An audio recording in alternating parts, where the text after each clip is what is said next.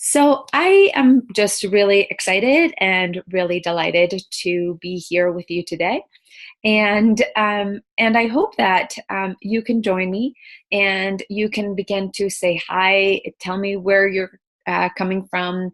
My intention is to do these every single Monday at noon.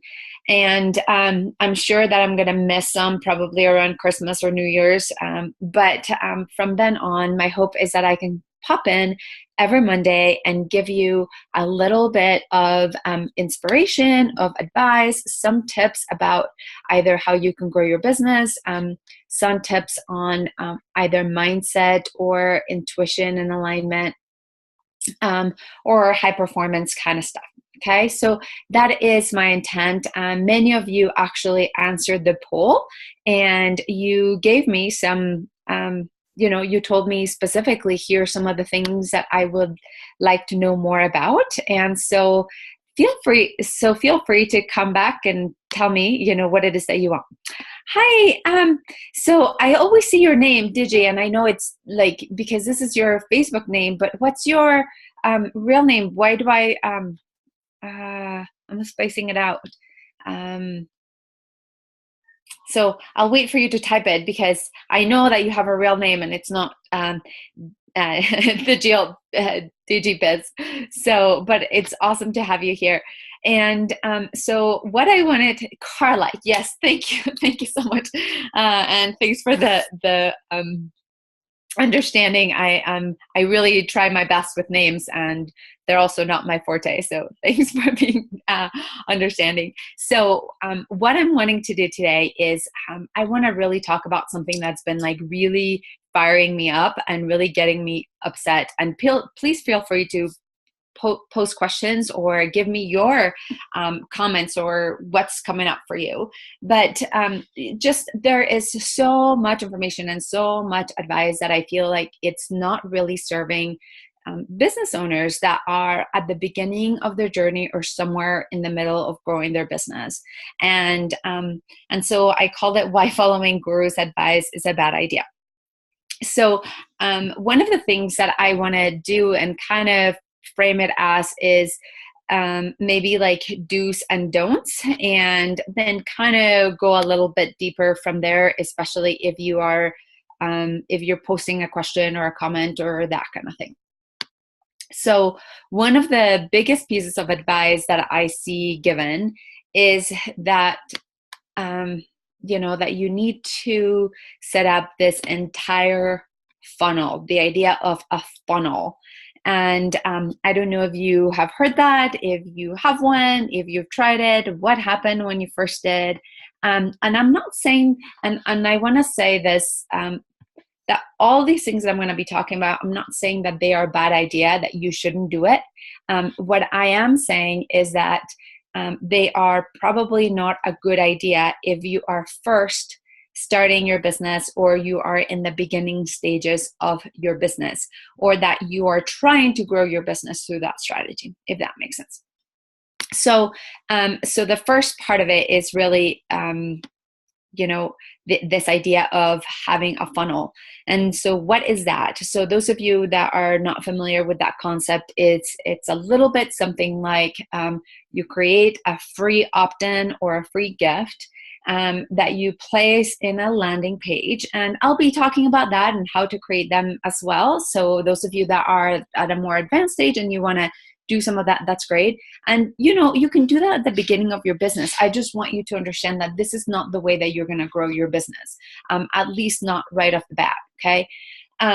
So the idea is that you have an opt-in page with a particular gift, free gift that you're going to give to your target audience, and they're going to then download it, and then you're going to have this client management system that is going to then follow up with a series of emails that are going to provide content and build a relationship with them over time, and then invite them to what they call a tripwire or a low-end offer. A lot of times the tripwire comes up immediately after the opt-in. So it's something like, thanks for opting in, blah, blah, blah.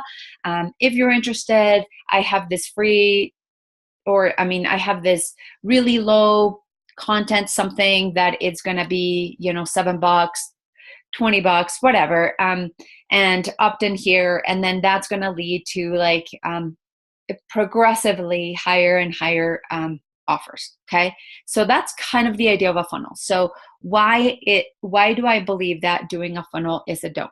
Well, because for starters, which is what I see many people do, is that then all of a sudden then they get caught up and overwhelmed with the technology. All of a sudden it's like, oh my God, what is an opt-in? What is a good opt-in? What kind of system do I need to use to do this? I'm seeing that I'm getting a little bit of light reflection here, and see if that can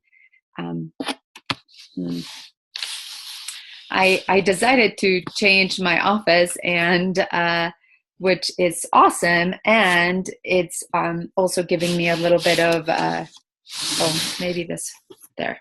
Yeah, sorry, I wasn't looking at myself on the screen, so all of a sudden I realized that I was you know, I had a little glare there, which is kind of odd. Okay, so then the idea here being is that I see many people then become really overwhelmed with the technology, getting caught up in the nitty-gritty of the technology, of the opt-ins, of trying to connect the CRM to the landing page or opt-in page, and oh my God. And then it just becomes so overwhelming that most people desist. Now, if you're really persistent and you do it, you will continue to do that, and then you will grow your list, which is a great thing. But you might find that it was a lot of effort for very little return, right? So what would I suggest instead? Okay, so my suggestion instead is you can start connecting with people one-on-one. Reach out to people via Messenger. Go to networking events. Get to know people. Talk to people. Get to have a relationship, and then invite them to have a conversation with you. It is through personal connection that people will want to hire you. It is not through the stuff that you are going to download. And so, you know, and again, I'm not saying that downloads are a bad idea. It's just that that may not be the fastest idea or the fastest way on how to grow your business, okay? So the second piece, so the second don't is don't start to grow your business by creating a group course. This is something that, so I'm going to give you two don'ts in a row. One, don't try to start or run or get your business started by running a group course. And number two, don't create that group course in your closet or your basement without any input from your ideal clients. Okay, so this is something that I did, creating the course in your closet. And it is a huge, huge mistake, because you are not getting the input of the people that you're actually serving. And therefore you end up spending thousands of hours on something that people may not actually want or need. And so it can be a really, really demoralizing process.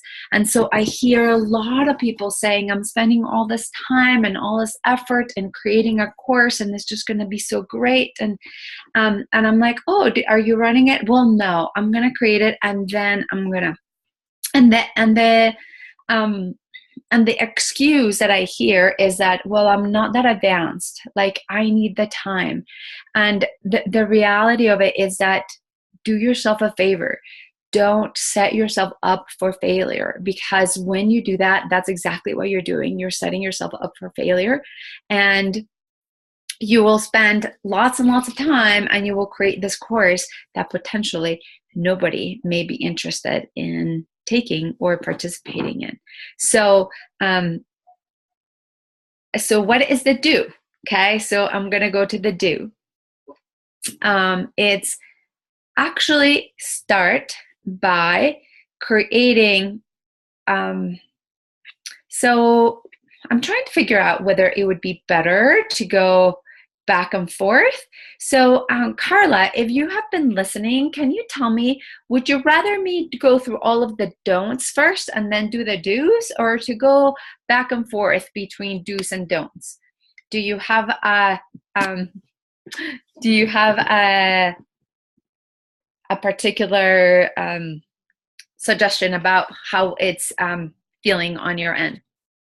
And I'll just kind of wait a little bit to see if I hear back from you. If I don't, then I'll just kind of go into the do. So one of the things that I had just talked about was don't start your business with a group course, and don't just go and create it in the closet. Now, why is so? I said the other reason why you wouldn't want to do that, it's because the price point at which you would need to start a group course needs to be low enough for people to have an incentive to want to sign up. And the amount of work that you're going to put through to be able to create that course is going to be so mammoth that unless you're having like hundreds of students register for your course the first time around, it's going to feel like you were working way too hard for what you got paid for. And so if you are juggling another job or another business, then this is totally not the way to go. Okay, so what's the do? So the do is start with, and I said connect with people one-on-one. Start by getting clear on what you offer, how will you offer it, and what is the transformation that you deliver. Test it out by talking to people, and then create a high-end offer that will create a massive transformation for your ideal client. And you can then test it with them. You can begin to create it and deliver it for this one client so that you can feel really supported. Do it in collaboration with that particular client and serving them and their particular goals. Now, what I just told you right here is gold, and I want you to really take notes, because I have many, many clients that pay me lots of money for me to share some of this advice and strategies. Of course, I'm not telling you exactly all of the pieces of how you can do that, because I don't have the time, and it's bigger scope from the time that I have now. So if you want to have more hand-holding and support as you create that, then just feel free to reach out and we can explore how I can support you. But I'm going to give you an example. So you can go from, so I'm going to give you a very real example. Many of you know that my friend and colleague Jean Barry and I just launched Intuitive Advantage course, and that we've been sort of in the process of delivering it. Okay, so the course was a soul-guided project from both of us, but it wasn't the core of our business. Okay, so it's something that we both believe is very, very much in alignment with the things that we teach and the things that we stand for. But it wasn't running the course and creating the course wasn't going to be the thing that was going to make or break either of our businesses. Okay, because if that was the case, then we wouldn't have done it. So the amount of revenue that we've generated from that course is really so little. And we are seeing it really as an investment in the people that believed in us, and also as an investment in the future participants that will be able to learn and get to get the transformation and really connect to their intuition and know how to use it in a consistent way and trust it in their business. However, we were both at that stage in our business that we could devote a big amount of time and energy to create this course as we were taking this group of people, and that our businesses weren't going to fall apart because of it. Okay, and so I really want you to understand that there's nothing wrong in creating courses. It's actually a really great thing and incredibly satisfying. And if that's something that you want to do, then you would be and you are starting your business, you would be much better served by creating it for a really high-end client who is then guiding the process, and you are testing your process with, and you are able to tweak and adjust as you go through. Okay. So the fourth, so we've done 1, 2, 3, fourth. The fourth don't create membership sites or anything, or continuation programs, anything that will require big numbers for you to get the financial support that you need. Because that's another big thing that I see big gurus do and advertise and suggest other people do. It's like, oh, you can create this thing and, you know, you can give it for like this very low price. And then, you know, if you get like, I don't know, $97 a month, and then if you get like 100 people, then you're making blah, blah, blah. Yeah, and that is all fine and good as long as you have a huge, if you have a huge following, if you have a huge list, if your business is already thriving, then that's a fantastic idea. Now, if you don't, and you're expecting to start your business through this, you're going to get burnt out and really disappointed, because you're going to spend a lot of time creating it, a lot of time marketing it and delivering it. And you might end up with only like a handful of people. So in the end, it's totally not going to be worth your effort. And believe me, I did it. I was at a time that in my business, it didn't really matter. And so it was, it felt a little bit more like an experiment and a labor of love. And it's totally fine, because my business is thriving and well supported by all kinds of other things. But if you're trying to grow your business that way, don't do that. Okay. So again, go and connect with people one-on-one. So I'm going to go through really quickly all the don'ts, and then I'm going to go really quickly through all the do's, just to do a really quick summary. And then if you're watching this afterwards, I would love to get your feedback, your comments. What are your greatest takeaways? And I'm also going to be talking a little bit about we each have a particular set of tasks that we need to do at different parts of our business. We tend to think that we're all at the same place, and then we tend to like to apply strategies that we see other people doing or that the gurus are teaching, and we're like, well, it's working for them, then it should work for me. And that does not work. It doesn't apply. You're a different person, and your stage of business is probably at a different place. And so you need to make sure that the strategies that you are picking are appropriate to your stage of business, and that you are really, really fully aligned with those strategies, so that you can have that vibrational resonance as you talk to people and they can relate to you. So the really quick summary of the don'ts is, don't start your business by trying to create a funnel that includes, that opt-in, tripwire, and low-end offer. It is totally not worth the time. Again, if you want to do it, to start list building and recognize that that is a long-term game plan, please do. But don't start there. Second is, don't get caught up in the techie overwhelm. Okay. So that is kind of related to that. A lot of times we think we need all this technology to be able to do all these things. And the reality of it is that I started my business without even a website. So you can do the same. We don't need all of these things that we think that we need, that are basically getting in the way for you to start generating clients and generating revenue and making a difference. Okay. Number 3, don't try to start your business by running a group course. Don't create the group course in your basement or your closet without having people already have it purchased or enrolled in it ahead of time. And then number 5, don't create membership sites or continuation programs or anything that will require really big numbers for you to be able to get a profit that justifies your investment of time and energy and effort. Okay, so what are your do's? Okay, do do connect with people one-on-one. Okay, so even if you have an opt-in or you do something like, do your best to try to create an opportunity for you to connect with people one-on-one.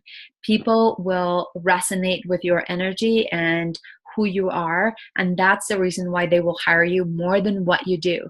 There's tons and tons of people that do what you do, but there is something very unique about who you are that if it's the right client and the right customer, then getting the chance to connect with you one-on-one might make the biggest difference. Number 2, attend networking events, whether they're in person or online, and get to know people. Again, it's really about that personal connection. It doesn't matter if your business is on land or online. It is really about building those relationships. Number 3, get clear on what you offer, how you will offer it, and the transformation that you deliver it. Number 4, create your high-end offers, and even if you wanted to do a group program, create it as a one-on-one high-end offer that will create a massive transformation for the person that you're working with, and then co-create it with them as they are giving you feedback so that you know that you are actually delivering the transformation that you are promising, and it's going to make your course that much better. After that, you can sell it to the masses if you want to, or you can continue to sell it one-on-one. But that is a really easy way for you to get paid pretty well for you to create a new program, product, or service. And number 5, test it out. So it is really about testing it out with the people that you are working with, and getting feedback, because it is really all about making sure that it is providing and solving the problem that your clients want you to solve. Okay, so if you would like a little bit more to go more in depth about some of the different business stages and the specifics of what you need to do in each one of the stages, I'm going to put a little download link where you can get my free guide of stages of business development. Is just tinyurl.com/business-stages2, and I will put it down there so you can access it. So that will just kind of take you more in depth, but keep tuning back in. I will be popping in every Monday around noon, and then doing these little 30-minute segments, 15 to 30-minute little teaching tips. And please let me know what resonated for you, what you're taking away from this, and what more you want to hear about, because I want to serve you. I want to connect with you a little bit more, and really get to help you create the business and the life that you desire. Anyway, until then, defy the ordinary, become extraordinary. Nice to see you.